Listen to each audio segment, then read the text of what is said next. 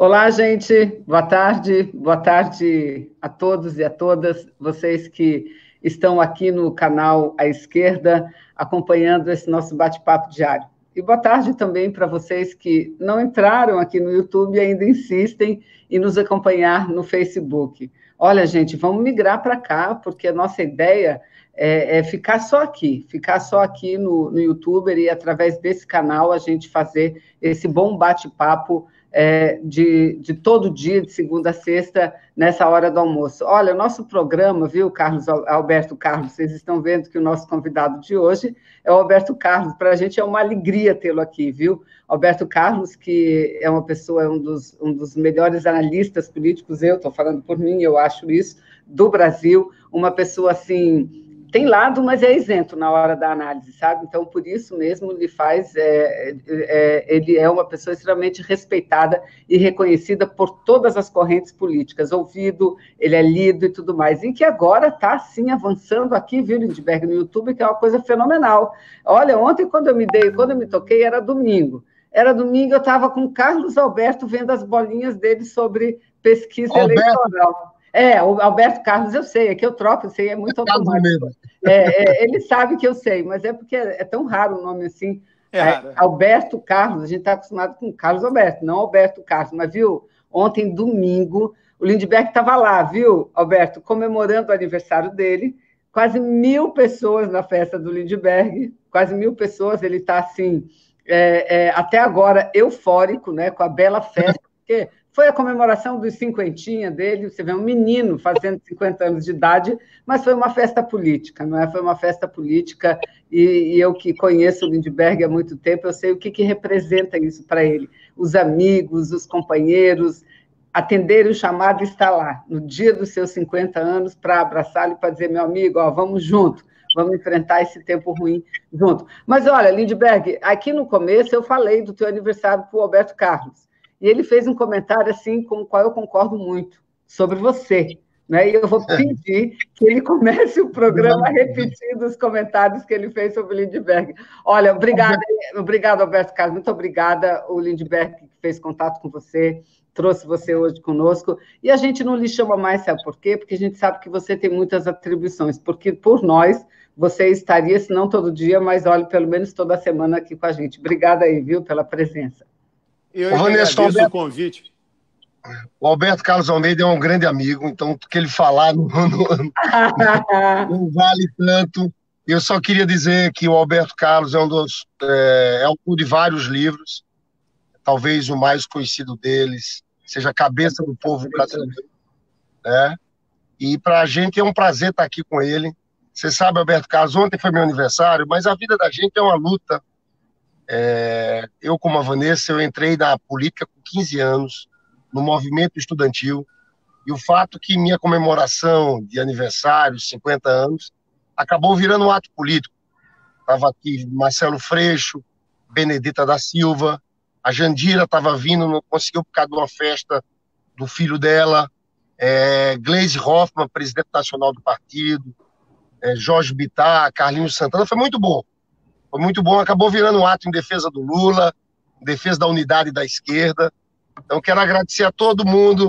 Eu sei que tem muita gente que acompanha o canal, que participou desse evento ontem. Muito obrigado, viu? Ficamos felizes porque houve uma mobilização grande. Foi bacana. Vamos começar, Alberto? Ô, Lindbergh, meus parabéns. Eu estou sabendo agora do seu aniversário, dia de Nossa Senhora da Conceição. Exatamente. Um dia importante no Brasil. A Vanessa estava comentando ali, né? Eu considero você um talento da política, um grande orador, alguém que quando fala, mostra entusiasmo. Eu acho que a política precisa de gente assim como você. Você faz boas leituras do que está acontecendo. O azar, nesse momento, dessa conjuntura, foi toda essa reação que aconteceu no Brasil e que o Rio de Janeiro foi o estado em que o PT mais sofreu, né? Então, é algo que não depende de você. Mas eu acho você extremamente talentoso do ponto de vista político e de posicionamentos públicos e um grande orador, né? Então, eu acho que, né, se agora é um momento, né, de dar um passo para trás, etc., eu tenho certeza que o futuro lhe reserva muitas alegrias. Ó, peraí, Lindbergh, antes de você começar, já que ele fez esses comentários, eu quero dizer, viu, Alberto Carlos, o Lindbergh começou na política pelo PCdoB, na militância estudantil, logo foi para a presidência da União Nacional dos Estudantes, virou a maior liderança juvenil desse país, eu acho que é a maior dos últimos tempos, né? Mas eu convivi mesmo com o Lindbergh no parlamento, e mais lá no Senado, porque lá no Senado a gente, até pela situação difícil pela qual nós passamos, nós, assim, tivemos um convívio muito próximo, principalmente ele, eu, Gleisi, Fátima, Humberto, né, um grupo assim. E olha, o Lindbergh, ele não é apenas um bom orador, ele é uma pessoa preparada, ele tem muito conteúdo. E além de ser preparada, ele assim, ele tem uma técnica que eu tentei aprender com ele e não consegui. Antes de ele começar os discursos, ele ensaiava assim mentalmente, sabe? Então ele fazia aquelas caras, aquelas bocas assim. Eu nem chegava perto porque ele estava ensaiando. Eu falei, meu Deus do céu, eu preciso chegar lá porque eu sou terrível. Eu chego na tribuna, a hora que eu cheguei lá, eu vou saber o que eu vou falar. É uma tristeza. Ele não, ele é assim, ele é muito dedicado, sabe, em tudo. Então, primeiro ele se prepara e na hora ele ensaia. E antes de entrar, ele consegue ensaiar e faz, na minha opinião, fez dos melhores pronunciamentos que o parlamento teve, o Senado Federal, na legislatura passada. Mas muito bom, viu, Lindbergh, saber que a tua festa foi um sucesso. Muito bom, vamos lá. Ô, Roberto, e a história é assim, a gente sabe, a gente enfrentou um momento difícil agora, esse golpe todo, a criminalização do PT. Agora, eu estou convencido que a maré que vem volta, entendeu?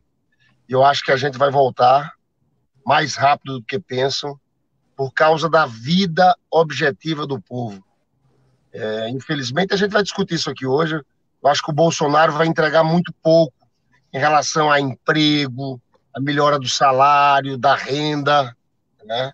Agora, Alberto, Lindbergh, eu me lembro que em 2018 nós tivemos alguns diálogos durante a campanha e você mencionou para mim que a situação lá antes do impeachment era muito pior para você andar na rua e fazer campanha do que na campanha de 2018. Eu me lembro você mencionando isso. Claro. E eu acho que agora é uma melhora com relação a 2018, né? Sem sombra de dúvida. Alberto Carlos, vamos começar analisando essa pesquisa do Datafolha, que saiu agora no final de semana, que saiu no domingo. Eu queria que você começasse falando sobre isso. Eu sei que a Vanessa separou aí, né, Vanessa? Vários. Separei. Mas você podia começar falando e depois a Vanessa entra. Pode ser? Pode ser. A Vanessa comentou a manchete do jornal, do Datafolha, né? Que é uma manchete que afirma que a economia, né? É uma manchete resumida, ela afirma que a economia teria impedido o Bolsonaro de cair nas avaliações, na avaliação do governo, de piorar.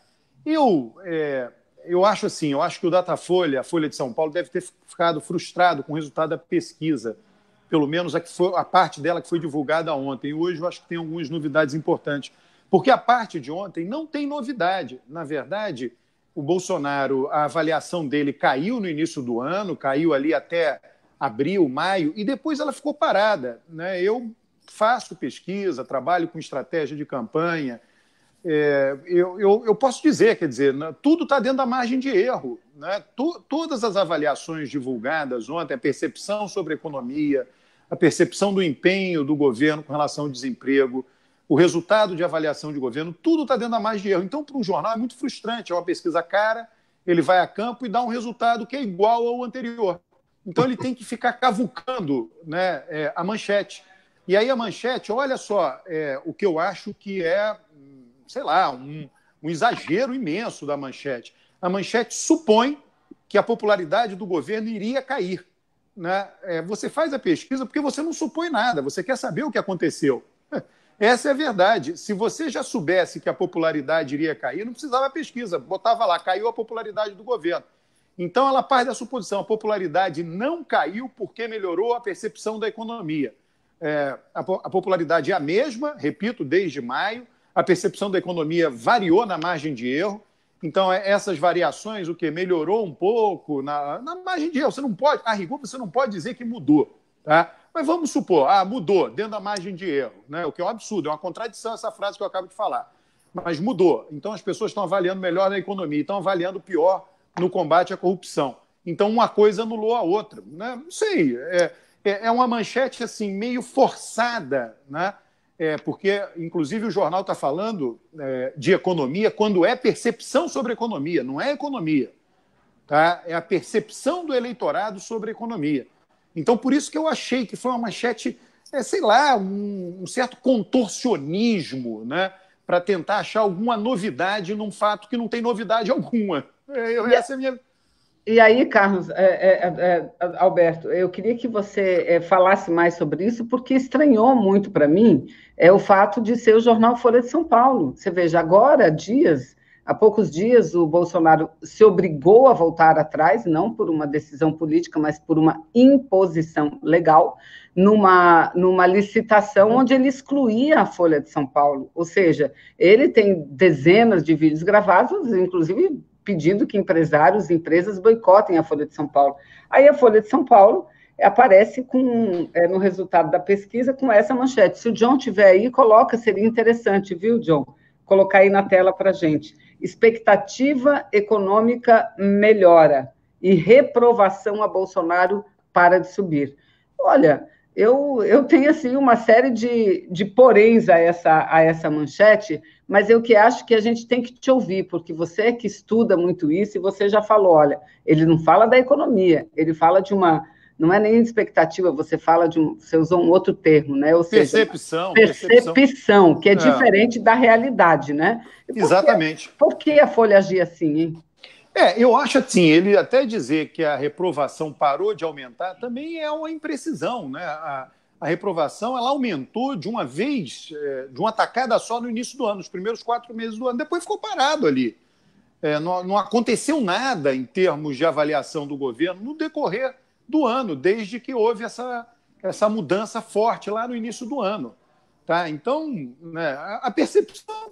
Olha, os dados aí de percepção da economia, o combate ao desemprego, o eleitorado teria passado a avaliar melhor o combate ao desemprego em 3 pontos percentuais, de 13 para 16, uma coisa desse tipo. Quer dizer, isso é margem de erro, né?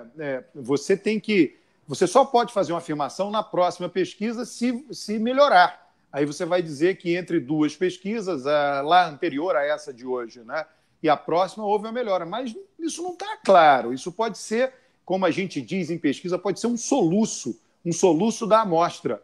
Né? Não está consolidado que seja isso, entendeu? Então, eu acho que houve, de fato, um contorcionismo, uma forçação de barra para que essa manchete fosse dada. Eu não ligo, tá, Vanessa? Na minha visão, eu vejo até assim que a Folha de São Paulo e outros meios importantes, eles aprovam a agenda econômica do governo Bolsonaro e reprovam todas as demais agendas, a agenda ambiental, a agenda de costumes. Então, todo mundo fica meio, né, com o pé atrás dessa manchete, porque ela é um elogio à equipe econômica, né? E dizendo que, como dizendo assim, meio que mandando um recado para o governo, para o Bolsonaro, dizendo mantenha-se nessa linha na economia que a sua aprovação não continuará piorando. Né, como se tivesse sido esse recado. A minha visão é muito mais essa, de falta de assunto. A pesquisa, os resultados são frustrantes para um jornalista que sempre busca, para o meio de comunicação, que sempre busca novidade. A pesquisa não traz novidades, não o que foi divulgado ontem, com certeza não é novidade.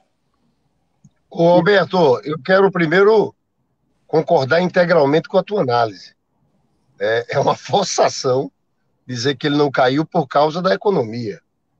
Até mesmo porque a vida do povo continua muito difícil, o desemprego é alto, há uma queda na renda dos brasileiros, a pobreza está aumentando. Agora, o fato é que Bolsonaro, que caiu até abril, ele se sustenta. Né? Eu vejo isso muito aqui no Rio, viu, Alberto Carlos? É claro que o Rio é um território mais contaminado, que digamos assim que o Rio é uma experiência mais avançada disso que a gente está vivendo no Brasil. Né? Mas aqui no Rio, o que eu já percebo há algum tempo, eu vou lá em Bangu, eu vejo uma correlação de forças ainda difícil. Muitas igrejas neopentecostais, o peso da milícia, que a milícia que antigamente era para explorar economicamente a venda de gás, gatonete, a milícia virou uma ocupação territorial, política e armada. Então, eu, quando ando nos territórios aqui no Rio de Janeiro, eu vejo muito ainda presente essa base que dá força a esse discurso do Bolsonaro. E eu sinto mais, aqui a diferença é o seguinte, Alberto Carlos, quando eu vou em favela, eu vejo muito mais Lula, muito mais crítica a Bolsonaro. Digamos assim, até 2 salários mínimos.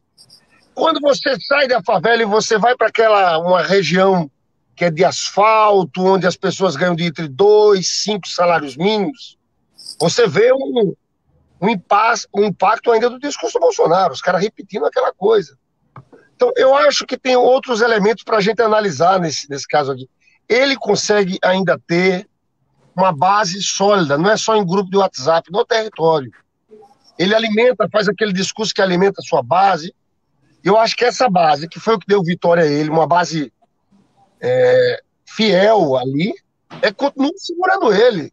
Inclusive, eu queria que você analisasse um pouco esses aspectos, mas eu concordo integralmente com você de que essa manchete da Folha de São Paulo de que a economia segura a queda do Bolsonaro, isso aqui é uma forçação de barra, né? Forçação de barra. Ninguém sabia se ia cair, está supondo que iria continuar caindo. É uma suposição, quem disse isso, né?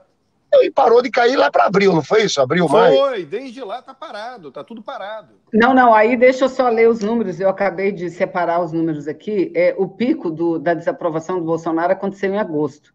Agosto, vamos lembrar que teve toda aquela polêmica da Amazônia, principalmente, questões relativas ao meio ambiente. Em abril, ele tinha 30% de reprovação, ruim ou péssimo. Em junho, foram 33%, em agosto, 38%, e agora em dezembro, 36%. Como diz o Alberto, para dizer que está caindo, teria que ter no mínimo umas 2 séries, né? Não pegar a primeira. E ótimo e bom, você veja, ele tinha 32% no início do governo, 32% em abril, e 29% em agosto, e agora está com 30%. É a mesma coisa. É mesmo, não, é pior, ele não recuperou ainda o que ele perdeu, né? Então eu também concordo com vocês, viu? Agora, Lindbergh, isso que você falou do Rio de Janeiro, do território, dá para juntar com um dado da Folha de São Paulo. A Folha mostra lá que quem mais avalia positivamente o governo Bolsonaro são homens brancos, de escolaridade mais alta, renda mais alta. O que você falou, basicamente, é o seguinte: você sai das comunidades, sai das favelas e caminha em direção ao asfalto, vai melhorando a renda da pessoa, vai mudando de cor. Mesmo o Rio de Janeiro tem uma população mais parda do que, por exemplo, São Paulo, a região sul do país. Mas, de qualquer modo, muda de cor. Quando você desce da favela e vai em direção ao asfalto, as pessoas ficam mais brancas, mais claras, é um fato. Tá? Ele coloca também na pesquisa da Folha o eleitor que avalia mais positivamente o Bolsonaro, o eleitor evangélico neopentecostal. Eles colocam região sul, mas o que você vê no Rio está lá na pesquisa.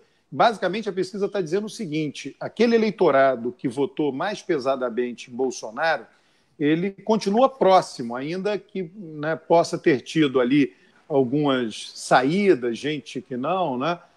E aquele que é mais distante, que lá atrás votou mais pesadamente no PT, mudou de voto agora, ele já está saindo do Bolsonaro.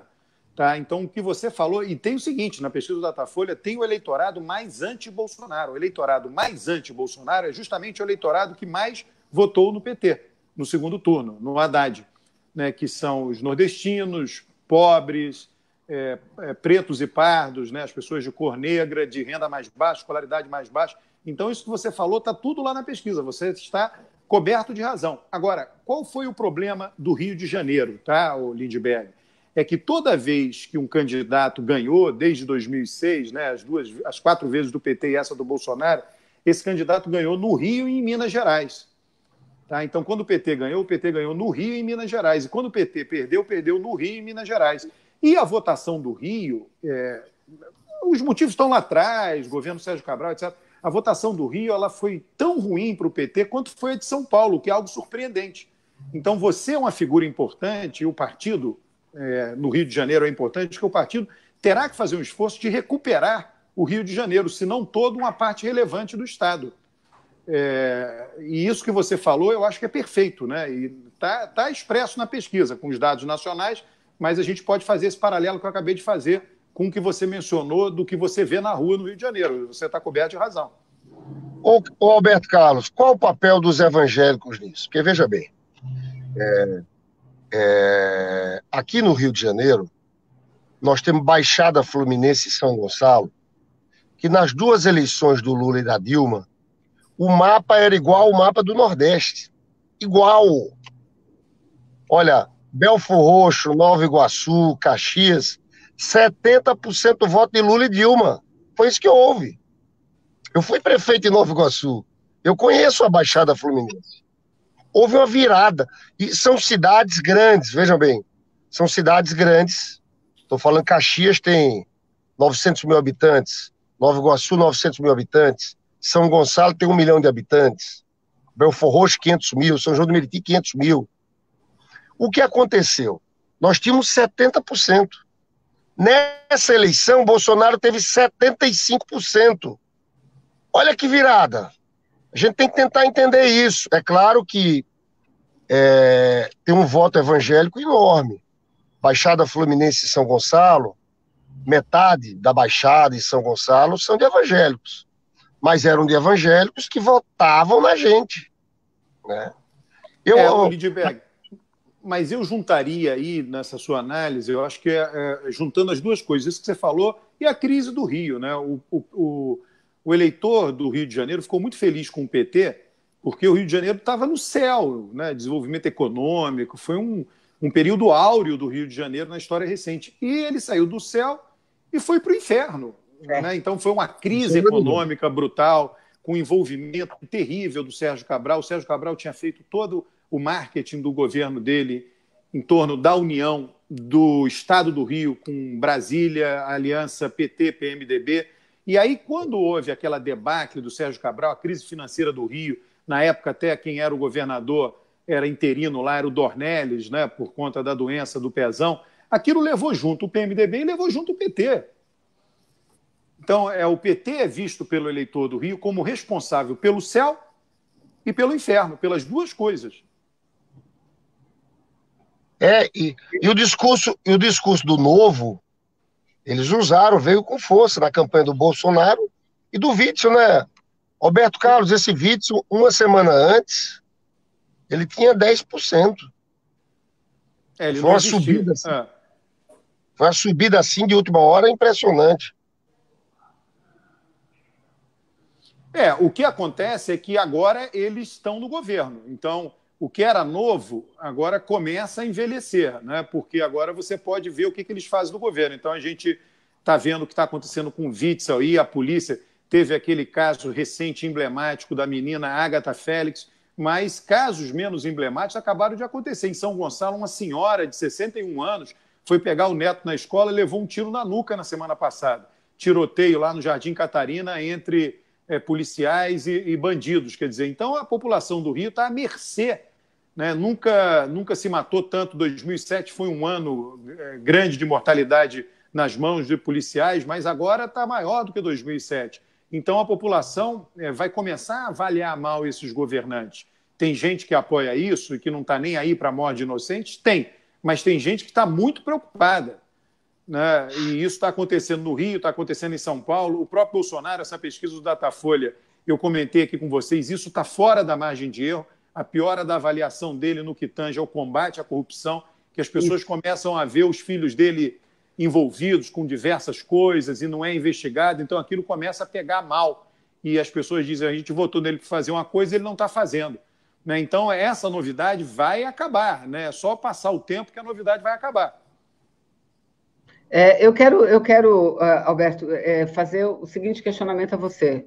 O Lindbergh fez aqui uma observação no começo do programa que ele tem feito em todos os nossos bate-papos. De que a situação do Bolsonaro é terrível, porque a vida do povo vai piorar, e é a situação econômica que define a posição política dos grupos. Né? Eu concordo, quero dizer que concordo com o Lindbergh que a economia pesa muito. A gente viveu isso. Em todo o tempo que a gente faz política, a gente vive isso. A Dilma, A Dilma, ela começou a cair quando a economia começou a degringolar, e da forma como caía a economia, caía o apoio dela no Congresso Nacional. Então, é óbvio que a questão econômica pesa muito. E o próprio Datafolha, hoje, o jornal, quando divulga, ele diz que são dois os grandes desafios do governo.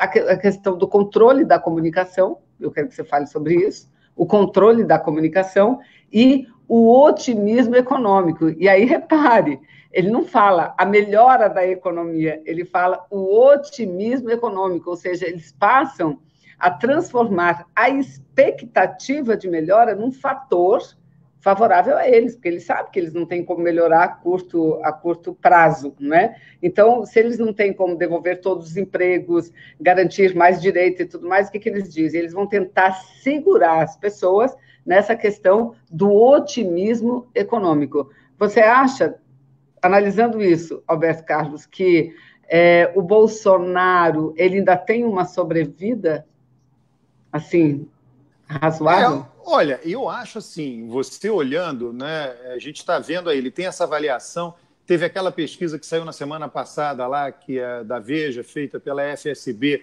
que coloca ele como um candidato provável no segundo turno, disputando a reeleição.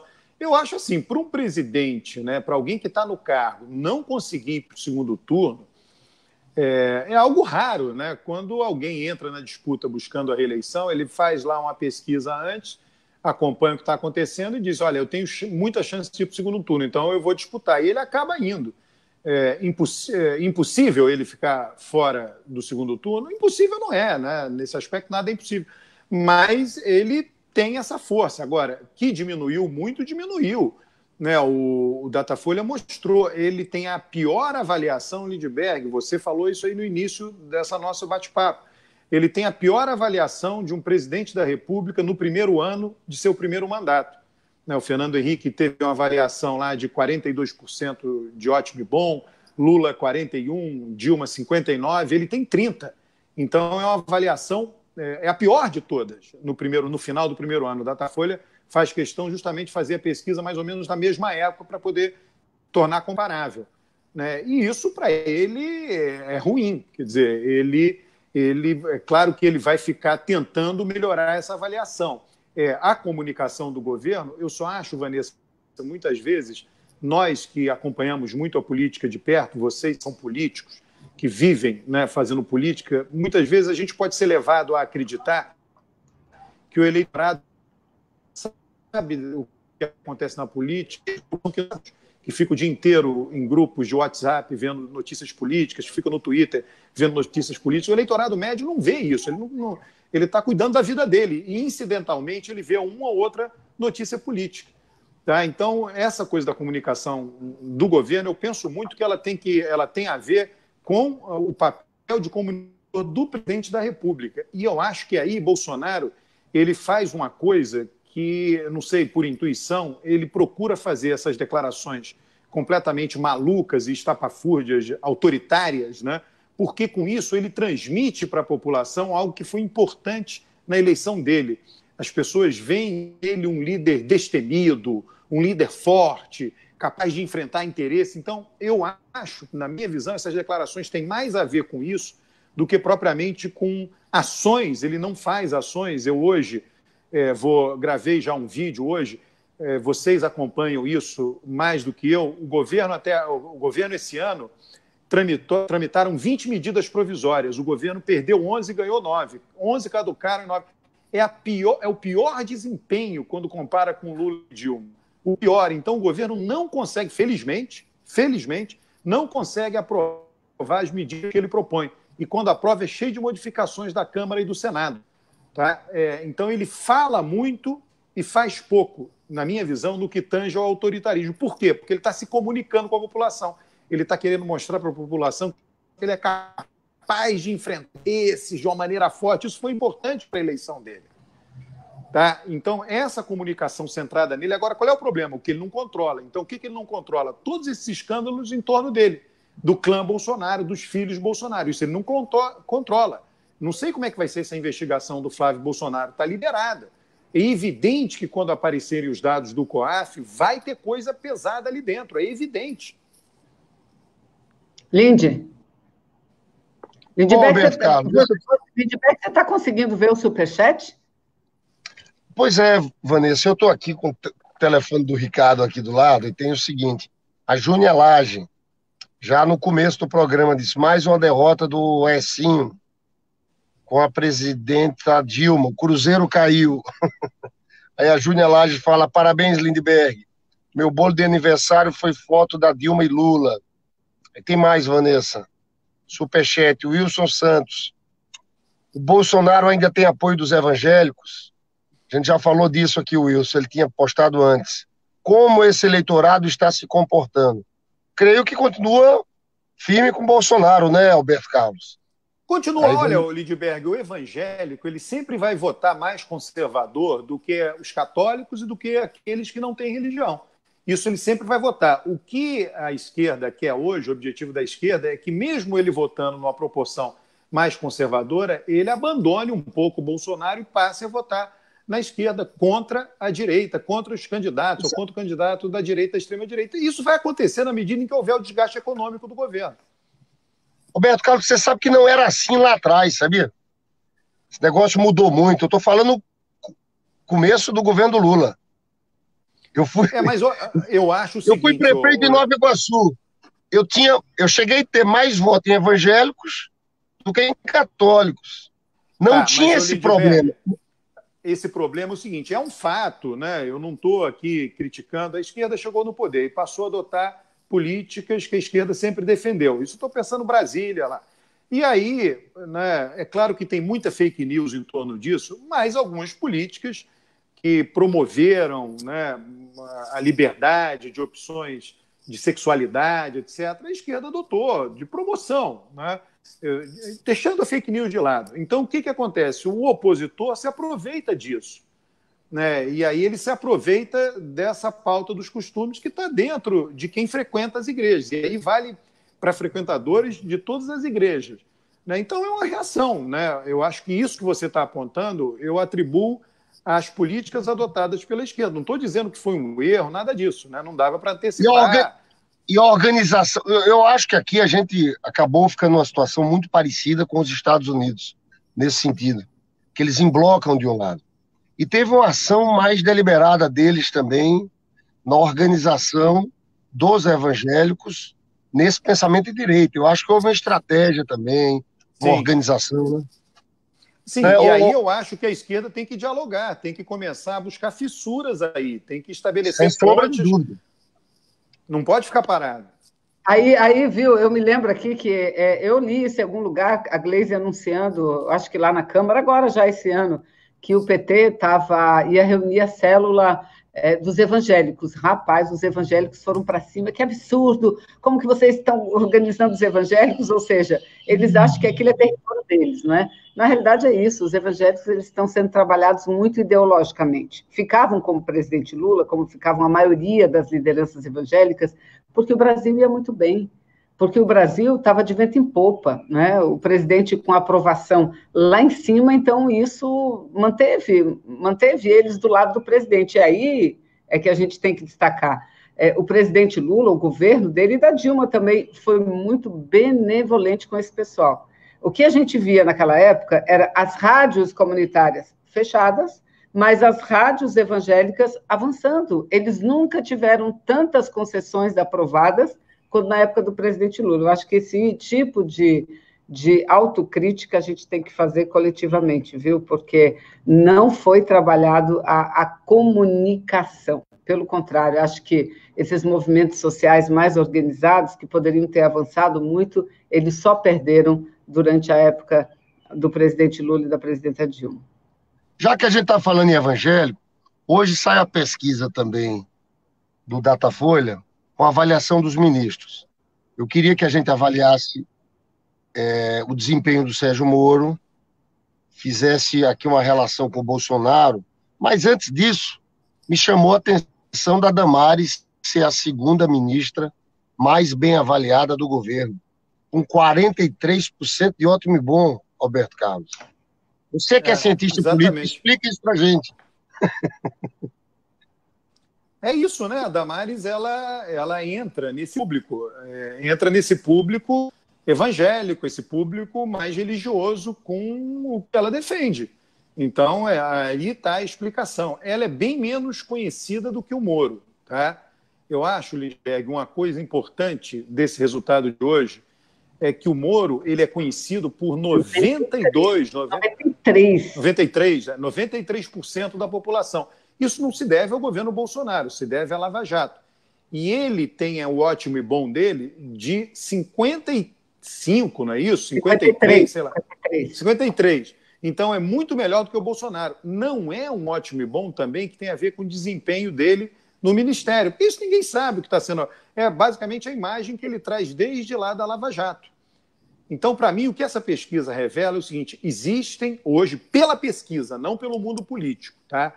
Pela pesquisa, tem 2 candidatos a presidente no terreno da direita. Bolsonaro, candidato à reeleição, e Sérgio Moro, que poderá ter a legenda do PSL, a legenda do Podemos para se candidatar a presidente. Ninguém sabe se o Sérgio Moro vai fazer isso, né? Mas que essa pesquisa diz, olha, tem um caminho aqui possível de ser percorrido, e ela diz isso para ele, eu não tenho a menor dúvida disso, tá? É o mesmo eleitorado, não é o eleitorado do PT. Eu acho que essa pesquisa de hoje, sendo do Datafolha e com a clareza que ela foi divulgada, ela simplesmente manda o seguinte recado para Bolsonaro: o seu maior problema não é o Lula, seu maior problema é Sérgio Moro. E aí, viu, Lindbergh, deixa eu só completar. E aí, Alberto, eu acho que isso aí complementa aquela pesquisa que você se referiu aqui da Veja, que foi divulgada no final de semana passada, não é? Que mostra que o único candidato que empata com Bolsonaro é o Moro. Então, acho que... E disputando o mesmo eleitorado, Vanessa. O Datafolha mostra isso, que o eleitorado deles é o mesmo. Então... o Roberto Carlos, isso não é impressionante? Haja visto que nós tivemos todas as revelações do The Intercept, né? Essa é a primeira pergunta. A segunda, essa pesquisa de hoje deve aumentar a preocupação do Bolsonaro com o Moro, não? Não tenho a menor dúvida. Eu acho que a pesquisa de hoje coloca um elemento forte de tensão dentro do governo Bolsonaro. Nunca aconteceu isso no país, Lindbergh, de um ministro ser mais popular do que o presidente da República. Vocês se recordam? Isso aconteceu? Aconteceu, sabe quando aconteceu? Eu vou dizer quando aconteceu. Plano Real, Fernando Henrique versus Itamar. E deu no que deu. Foi a única vez que isso aconteceu. Tá? Depois não aconteceu no governo Fernando Henrique, não aconteceu no Lula, não aconteceu em Dilma. Então, voltou a acontecer isso agora. Eu acho que isso veja só, a Vaza Jato, tudo isso não foi suficiente. E esse eleitor do Moro, esse que aprova muito o Moro, tem o mesmo perfil daquele... Ele está lá, o Datafolha mostrou, são gente que votou no Bolsonaro no ano passado, região sul, pessoas brancas, de cor branca, com escolaridade e renda mais elevada. Então, é exatamente esse eleitor. É aquela briga no filme Highlander, né? Só um fica vivo no final, né? Só existe um Highlander. O terreno que eles disputam é o terreno do voto de direita. Então, eu não ficaria surpreso se Sérgio Moro saísse do governo, ou for saído por Bolsonaro, porque eu acho que essa pesquisa coloca uma tensão grande de fato aí. E eu não vejo o PSL recusando legenda para Sérgio Moro, eu não vejo o Podemos recusando legenda. O Centrão inteiro, ninguém gosta de Sérgio Moro, mas esses 2 partidos são antipolíticos o suficiente para permitirem que Sérgio Moro seja candidato, sim, a presidente da República. Eu acho isso também, viu? Eu acho que o Sérgio Moro, a pesquisa passada, deixa muito claro. Quando coloca o Bolsonaro fica na frente de todos os outros concorrentes, né? Mas quando coloca o Moro fica na frente também, mas com um percentual de votos superior ao percentual do Bolsonaro. E quando contrapõe os dois, dá um empate, não é técnico, não. Acho que é assim, não sei quantos, eu vou até procurar aqui o número, acho que é 46, mas cravado, assim. O voto do Bolsonaro diminui no primeiro turno. Quando põe o Moro no primeiro turno, por quê? Diminui para ir para o Moro. Exatamente. Então, eu acho isso. Agora, também não é nenhuma novidade, porque o Bolsonaro já sabe disso, e a gente viu qual foi a postura do Bolsonaro em relação àquelas denúncias da Vaza Jato em relação ao Moro. Pouco ele fez para, de fato, defender o Sérgio Moro, né? Muito pouco. Eu acho que daqui para frente essa relação deles só vai esgaçar. E tem mais esse porém, que eu acho que o Alberto Carlos levanta, que é a questão a questão da investigação contra a família Bolsonaro, né? Isso aí é algo que, com essa disputa dos dois, pode ser que tome um novo corpo. Você concorda com isso também? Vanessa, o Moro pode sair do governo dizendo o seguinte, olha, eu pensei que ia ter mais espaço para combater a corrupção aqui, não estou tendo espaço, vou sair. E sai por cima.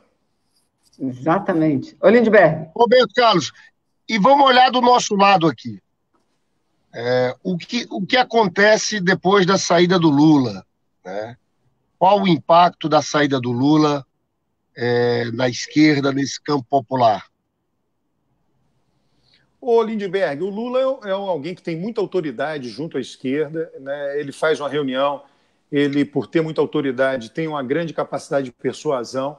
Eu penso, né, eu tive a oportunidade, fui convidado, você estava presente, falar lá no Diretório Nacional do PT na reunião. Eu penso que o PT precisa olhar bastante a eleição municipal de 2020. Por quê? Para tentar sinalizar para o eleitorado de que reverteu a curva de queda do PT, né? Tem uma curva de queda de votação, né, de número de prefeitos eleitos, e a eleição do ano que vem, a eleição de 2020, é uma oportunidade para o PT mostrar isso. O PT é o principal partido de esquerda, eu sei que a Vanessa é do PCdoB, eu estou falando mais do PT por causa do tamanho do partido, né? E acho assim que a disputa em São Paulo, né, é uma disputa crucial. São Paulo é uma cidade imensa, a mídia dá muita atenção em São Paulo, a mídia fica localizada em São Paulo, os principais interesses econômicos. Eu penso muito isso, né, que o recado agora, a conjuntura exige dos partidos de esquerda, em particular do PT, um carinho muito grande dedicado à eleição municipal de São Paulo. E foi por isso, eu já até postei vídeo em meu canal do YouTube chamando a atenção disso, foi por isso que eu falei, olha, a Marta seria uma boa candidata para o PT, uma vez que Haddad não quer ser candidato. Se Haddad quiser ser candidato, a prioridade seria dele. Mas em ele não querendo, eu sei que tem muitas resistências no partido em função de tudo que aconteceu. Vai começar agora no chat. O chat vai começar agora a campanha. Não, eu sei disso, mas a política, ela tem um pragmatismo também, entendeu? A Marta pode muito bem reconhecer os erros cometidos. O que é melhor para o PT? Se tornar a grande vedete, né, o partido, da eleição do ano que vem. Eu acho, na minha visão, que se Marta fosse candidata pelo PT em 2020 para São Paulo, ela ia dominar a mídia nacional. Para o PT seria ótimo. Então, vale a pena, né, aceitar ela de volta, dado tudo que ela fez para que o PT tenha a mídia nacional no ano que vem? Eu acho que vale a pena. É uma troca que vale a pena. Então, eu sei que as pessoas, né, as pessoas que acompanham mais a política têm muita rejeição a ela, mas o eleitor de classe mais baixa, as pessoas pobres do município de São Paulo, não estão olhando para isso. Olham para tudo que a vida delas melhorou quando Marta foi prefeita. E estão dispostas a votar nela. E aí juntaria, de um lado, o voto do PT com o voto da Marta. Se eles se separarem, pode ser que vão 2 candidatos de direita para o segundo turno, eles não terão mídia tão grande como teriam ano que vem. Então, eu acho que é uma troca que vale a pena, entende? Eu olho assim de uma maneira muito fria. Né? Alberto Carlos, deixa eu te contar. Marta no PT não tem jeito, sabe por quê, Alberto? Uma coisa importante para o PT agora também é a gente organizar a nossa base, a nossa militância, bairro a bairro, entendeu? E essa turma que lutou muito durante esse período. Esse pessoal, a entrada de Marta no PT, é você botar fora muita gente. Entendeu? Isso não significaria que, tendo uma composição, Haddad candidato, e tivesse um diálogo. Agora, Marta no PT, eu te digo o seguinte, é você implodir sua base política. Porque implode mesmo. Implode mesmo. Porque às vezes a gente pensa só eleitoralmente, em eleição de voto, e não esquece que a gente tem uma base política ali embaixo. São milhares de pessoas. E o trauma com a Marta foi muito grande, entendeu, Alberto? Então, se alguém quer construir... alguma mediação para ter uma chapa com essa coisa, não é Marta no PT. Entendeu? Seria um outro tipo de construção. Eu fico pensando, Lindbergh, se não seria viável ela, né, reconhecer os erros cometidos, né, pedir desculpas a essa base pelos erros cometidos e dizer agora é bola para frente. Né? É a maneira dessa base ser recompensada, talvez até mesmo com a vitória eleitoral no município de São Paulo. Eu acho que no segundo turno ela iria, vitória eleitoral, e teria que ver com mais informação. Mas você acha que Marta tem essa força ainda, Alberto? Sim, eu acho que ela tem. A votação dela em 2016 aconteceu o seguinte, tá? O Dória venceu em todas as zonas eleitorais, com exceção de duas muito pobres, nas quais a Marta saiu vitoriosa. Parelheiros é uma delas. Então, ela tem uma força muito grande. Lá naquela região extrema, Zona Leste, a Zona Leste de São Paulo é como se fosse a Zona Oeste do Rio. Guaianazes, ali em torno de Guaianazes, a Marta foi mais votada que o Haddad em 2016, apesar de não estar no PT naquela eleição.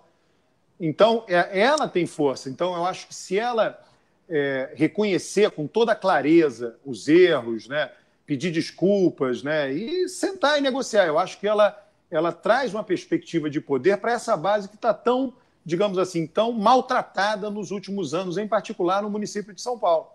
Viu, Lindbergh? Esse trabalho que o Alberto Carlos se refere, eu li o teu trabalho, estudei, é um trabalho muito interessante, porque é estatística, ele faz um levantamento, Lindbergh, extremamente detalhado sobre a cidade de São Paulo e a votação dos candidatos nas últimas eleições, e isso é muito importante, eu acho que vale a pena a gente estudar. Agora, a partir disso, e também de uma outra análise que você fez, Alberto, que eu também assisti, como você está vendo, eu te assisto muito, né? Olha, eu fiquei assim, eu não consegui concluir um dia desse. A minha filha, ela não é política, mas ela é uma pessoa muito centrada e ela acompanha muito pouca gente nas redes sociais. Aí um dia ela disse, mãe, por que vocês não chamam aquele sociólogo, aquele analista político para vir no programa? Eu falei, qual, Rafaela? Disse, olha, eu não assisto ele muito não, mas é um dos poucos que eu assisto e eu acho muito bom. E era você. Ah, que legal, que bom. Aí eu disse, você está vendo mais ele do que a gente, porque ele já veio no nosso programa, viu? Mas ela fez essa observação. Agora, vi também aquela análise que você fez sobre, à luz dessa nova legislação eleitoral, de que os partidos políticos, e principalmente a esquerda, têm que se firmar, têm que ter seus candidatos próprios, né? Você falou mais para o PT, mas aquilo era para todo mundo, né? Agora, o que eu vejo, eu queria ver tua opinião em relação a isso, porque você tocou nesse fato, nessa questão, nessa possibilidade, quando se refere a São Paulo. Eu tenho acompanhado, até por conta que estou acompanhando mais a vida partidária do meu partido, PCdoB, eu tenho visto algumas situações que são a seguinte, Alberto, que nas grandes cidades, nas capitais, principalmente, se a esquerda já num primeiro turno não se junta, não existe nem a possibilidade de chegar no segundo. Nem essa possibilidade existe, né? Então, eu quero dizer que assino embaixo da tua teoria, da tua tese, né, de que os partidos devam ter candidatos, porque tem que lançar chapas próprias para vereador e tudo mais, mas, e nesses casos, Alberto, qual é a tua opinião? Você continua achando ainda que acha que todo mundo tem que sair dividido, PT com seu candidato, Alberto, PCdoB com Alberto, Oi. Vanessa, desculpe interromper, nós temos ainda 8 minutos do programa, mas eu estou embarcando para São Paulo, eu vou ter que desligar e ficar de fora desses 8 minutos finais.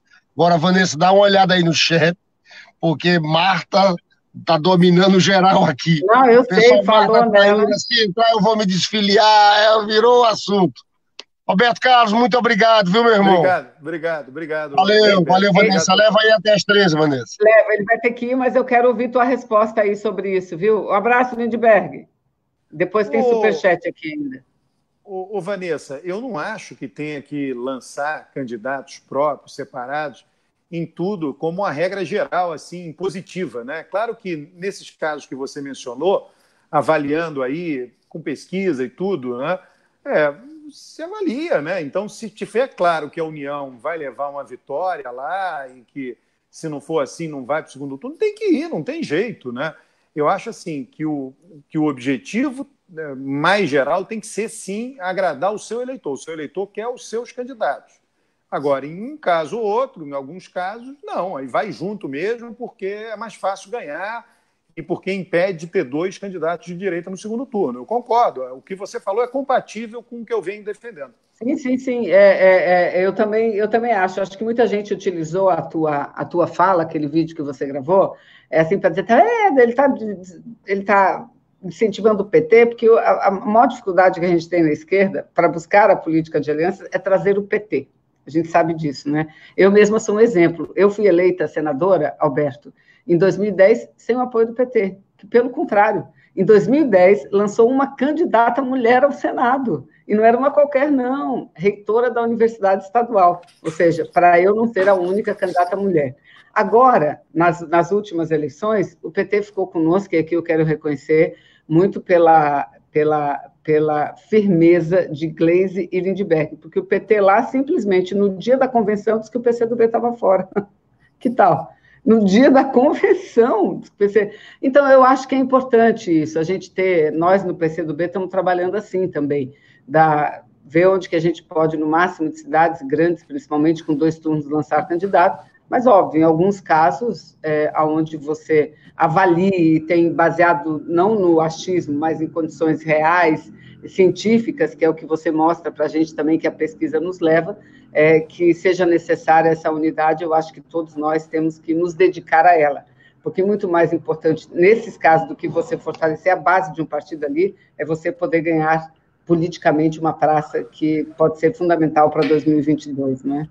Não, eu concordo, eu acho que é isso, né? Eu falo assim, por que a gente, né, acaba dando mais atenção ao PT? Como o PT ele é organizado em todos os estados e com candidatos, acaba tendo políticos ou candidatos importantes em todos os estados, ele acaba sendo o partido que tem o maior poder de barganha. O que eu chamo disso, né? O PCdoB abre mão da candidatura no município e o PT abre mão no outro, e aí cada um apoia, né? Então há um apoio recíproco. Só que, como o PT tem mais poder de barganha e os outros partidos, PCdoB, PSB, PDT, tem menos, às vezes o PCdoB ou o PSB tem uma barganha para oferecer e o PT tem N. Se o PT oferecer essa barganha para todo mundo, ele sai perdendo em todas, né? E cada um individualmente vai sair ganhando. E é difícil, por isso é difícil, né? Você sabe, política, né, é necessário negociar. Você ganha e perde sempre na mesma negociação, né? Agora, nós estamos já quase acabando aqui, mas eu queria levantar um último aspecto da pesquisa, Alberto, que é para te aproveitar ao máximo e você fazer comentário.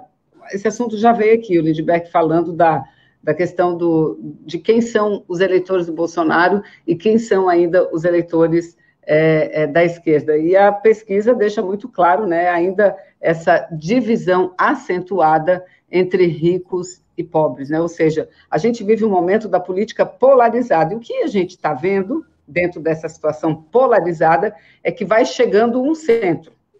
Vai chegando um centro. Não sei se você viu um vídeo que eles lançaram, o Centrão, o tal do Centrão. Eu vi o vídeo. Para mim, eles não são centro, eles são direita assim, mais civilizada. Eles são os liberais mais suavizados, né? Mais à lá Fernando Henrique, e menos a lá Bolsonaro, não é? Mas o que você acha, qual é o papel e qual o lugar do centro nessa situação política e principalmente dentro dessa quadra política e principalmente nas próximas eleições? Como é que você está vendo isso? Esse centro aí, né, que é o Centrão, etc., eu acho que a situação é muito difícil deles, né? Em busca dessa direita civilizada. E eles falam, né, Vanessa, 3 nomes, Luciano Huck, Dória e Ciro Gomes passou a ser falado também, esses 3 nomes. Porque isso rema muito aí nessa direção, né? Mas olha, aí sai a pesquisa do Datafolha, e vamos ligar com o falou no início, Datafolha e Sérgio Moro. Então, eles estão liquidados, quer dizer, os candidatos que eles gostariam, que eles sondam, né, não tem a menor chance. Se eles quiserem ir para uma alternativa a Bolsonaro, essa alternativa teria que ser Sérgio Moro. E que eles rejeitam por razões óbvias, né? Nós sabemos o que resultou a Lava Jato, que todos os políticos do Centrão deram mal, todo mundo tem nas costas, justamente dessa época onde a Lava Jato era mais forte.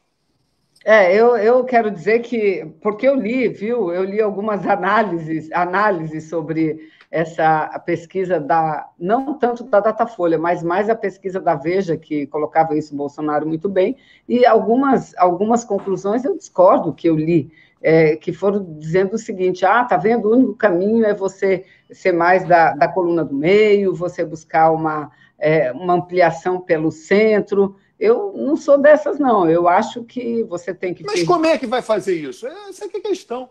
Né? O centro não empolga, né? O discurso centrista não empolga. Esse vídeo, eu me lembro, eu vi esse vídeo. O vídeo completamente anódino, sem graça, né? Como é que as pessoas agora chamam? É filé de pescada branca, né? Não entendeu? Por que não tem gosto? Porque eles não têm propostas. As propostas deles, elas, no campo do costume, elas são mais avançadas, é correto, é por isso que a gente defende essa frente em defesa da democracia, uma frente ampla. Mas a frente ampla, ela não vai muito além disso.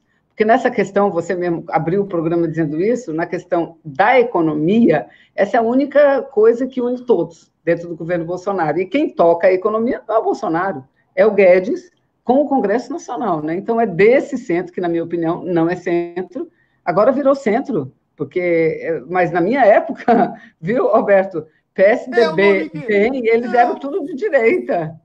Não, mas continua. Tanto é que o eleitor que eles disputam é o eleitor do Bolsonaro, não é o eleitor da esquerda, né? De quando o PT foi ao segundo turno. Quer dizer, basicamente, todas as eleições que tiveram o segundo turno, tem lá o voto, o perfil do PT.